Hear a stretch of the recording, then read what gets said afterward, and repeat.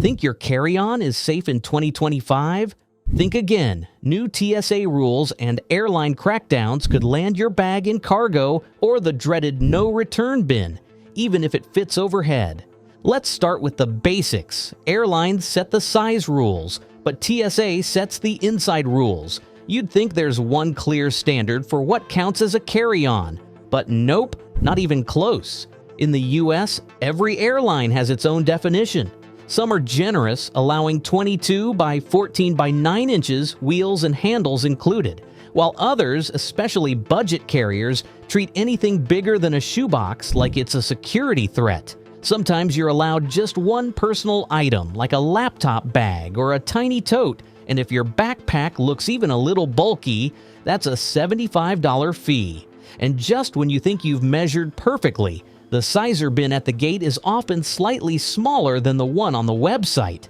Funny how that works, right? But even if you clear the airline's rules, you still have to deal with the TSA, and they don't care how compact or aesthetic your luggage is. They care about what's inside and how quickly they can scan it without holding up the line. That's why the infamous 311 rule is still alive and well. Every liquid, gel, cream, or spray must be under 3.4 ounces and packed in 1 quart-sized clear bag. If it smears, squirts, or spreads, it counts. This includes things like peanut butter, lotion, and even some makeup. If it squishes, it counts. If it leaks, it counts. If it could be spread on toast, TSA's watching. But here's where things get interesting. There are more exceptions and surprises than most people realize. Let's talk about what you can actually bring in your carry-on that most people don't expect. Everyone knows the 3.4-ounce liquid rule, but not everyone knows the exceptions. If you're carrying baby formula, breast milk, or food for an infant, you can bring more than the limit, even if you're not flying with a baby. You just need to tell the TSA officer at the beginning of screening. Same goes for gel ice packs to keep bottles cool and medical devices like breast pumps. No side eyes, no spell required. Medications? You're also in the clear. Prescription or not, you're allowed to bring pills, inhalers, medicated creams, and even liquid medicine over 3.4 ounces. Just let the agent know and you might get an extra swab test or two, but you won't lose your insulin or allergy spray mid-trip. Even gel-based medical supplies and cooling packs are fine if they're for health reasons. And believe it or not, some of the most unexpected items are totally allowed. Harry Potter wands? Approved. TSA says wizards and witches are welcome to bring their wands on board. Bowling balls? Yep, those are fine too. Cowboy spurs? Not a problem. You can walk straight through security dressed like you're headed for a rodeo. Just don't pair them with a lasso or a replica 6-shooter. Coffee beans, portable grinders, and even mini espresso machines are okay if they fit in your bag. You can even bring a lighter, actually, too, with fuel. High-tech arc lighters powered by lithium are allowed as long as they're turned off and can't spark mid-air. And here's the weirdest one, you can bring a live fish and water through TSA as long as it's in a clear spill-proof container. Meanwhile, that magic 8-ball you picked up at the gift shop? Banned. Too much mystery liquid, go figure. So TSA might take your almond butter, but your wand and pet goldfish? Totally safe. But even if you follow all the rules, measure your bag, triple check your liquids, and pack your snacks in little Ziplocs, you could still get pulled aside. Why? Because the TSA has a special place in their hearts for the unexpected offenders. Peanut butter, for example, looks innocent but is technically a spreadable gel, so it falls under the 3.4-ounce rule. If you packed a full-size jar, congrats, you just triggered a bag search. The same goes for hummus, salsa, yogurt, and certain kinds of makeup. Aerosol deodorant? If it's not travel-sized, it's going in the bin. Tools are another big one. Bring a wrench? That's a no. A small screwdriver? Depends on the length.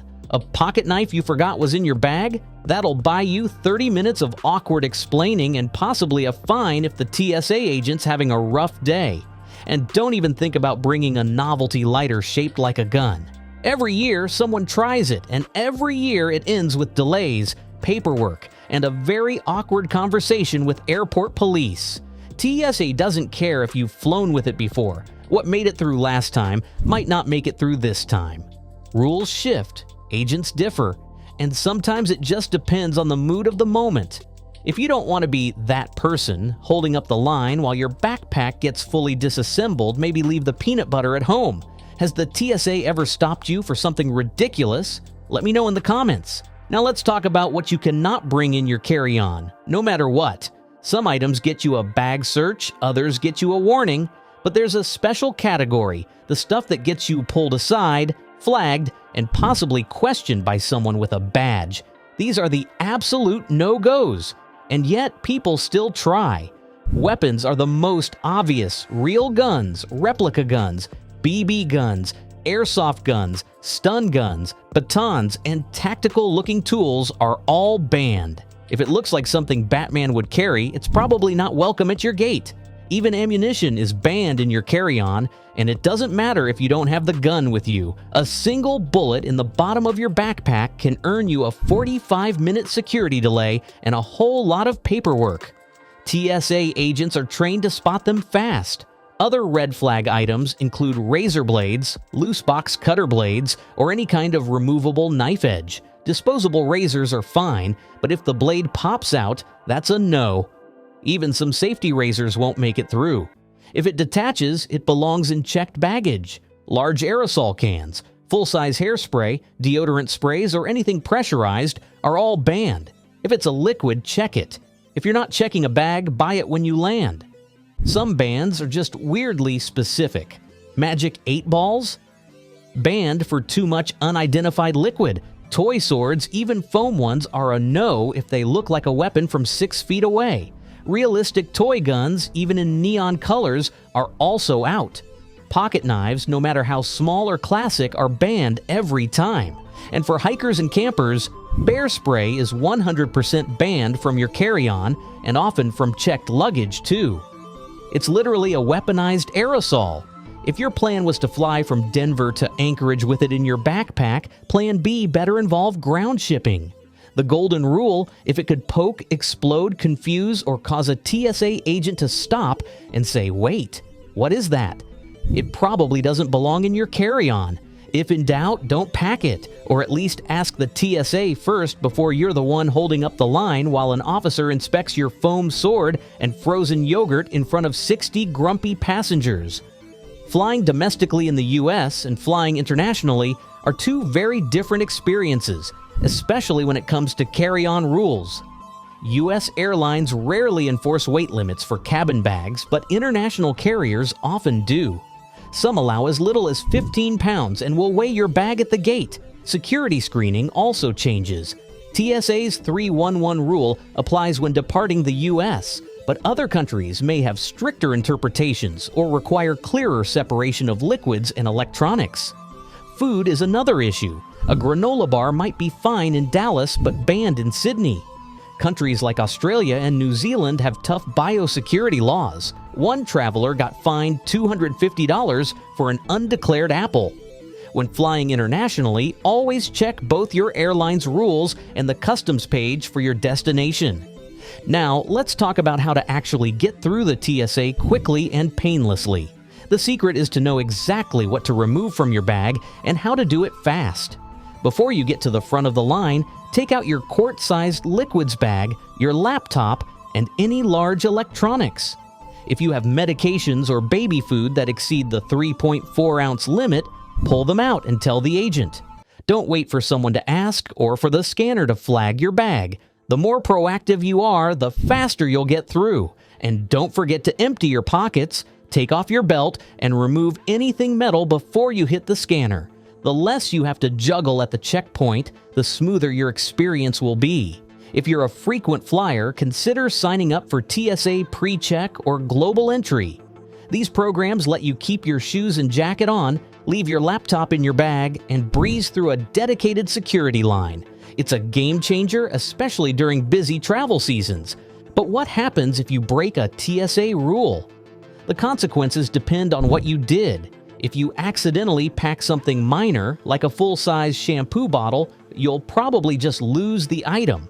But if you bring something more serious, like a knife or ammunition, you could face delays, paperwork, fines, or even a visit from airport police.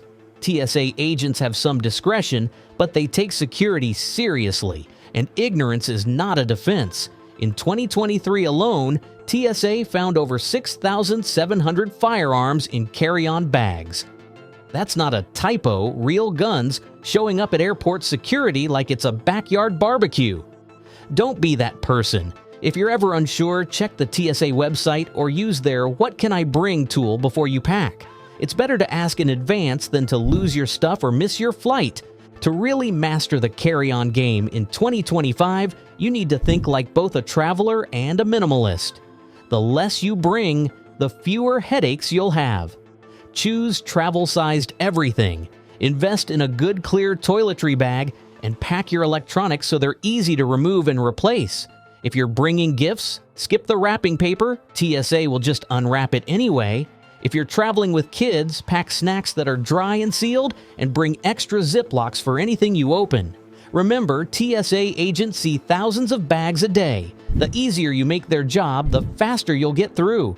And if you're ever stopped for something weird, like a banana-shaped phone charger or a suspiciously dense loaf of bread, just stay calm, answer their questions, and remember that most agents are just doing their job. A little patience goes a long way. Finally, remember that travel is unpredictable. Rules change, agents interpret policies differently, and what worked last year might not work today. Stay flexible, stay informed, and don't let a surprise at security ruin your trip. If you've ever had a carry-on disaster or a TSA horror story, drop it in the comments below. I'd love to hear about it and maybe even share some tips for next time.